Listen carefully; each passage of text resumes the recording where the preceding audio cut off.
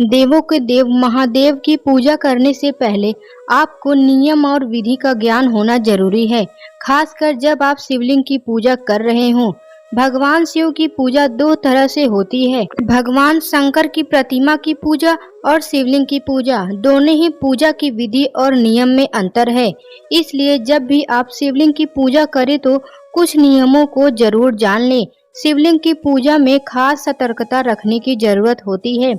शिव जी की तस्वीर या प्रतिमा को घर में रखना तो उचित माना गया है, लेकिन शिवलिंग को घर में रखने से मना किया जाता है और इसके पीछे की वजह शिवलिंग की पूजा में बरती जाने वाली विशेष पवित्रता होती है। इसके अलावा शिवलिंग की पूजा के नियम भी अलग हैं। शिवलिंग सृष्टि का आधार है और भगवान शिव विश्व कल्याण के देवता माने गए हैं।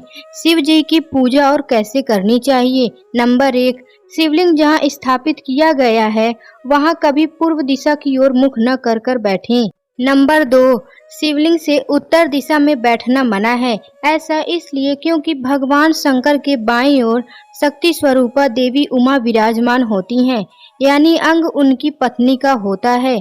नंबर 3, पूजा के दौरान शिवलिंग से पश्चिम दिशा में बैठे की मनाही है। पश्चिम दिशा में भोले बाबा की पीठ होती है और इस जगह बैठकर पूजा करने से लाभ नहीं मिलता है। नंबर 4, शिवलिंग की पूजा के लिए हमेशा दक्षिण दिशा बेहतर मानी गई है।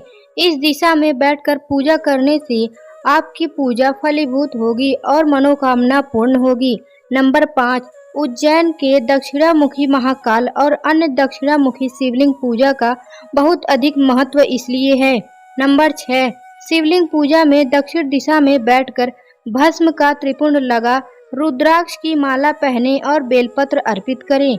नंबर 7, शिवलिंग की कभी पूरी परिक्रमा नहीं करनी चाहिए, हमेशा आधी परिक्रमा करनी चाहिए, जबकि उनकी प्रतिमा की पूरी परिक्रमा की जा सकती है। नंबर 8, महिलाओं के लिए शिवलिंग को छूना मना है, लेकिन वे जल या दुग्धाभिषेक कर सकती हैं। घी या शहद का लेपन नहीं करना चाहिए।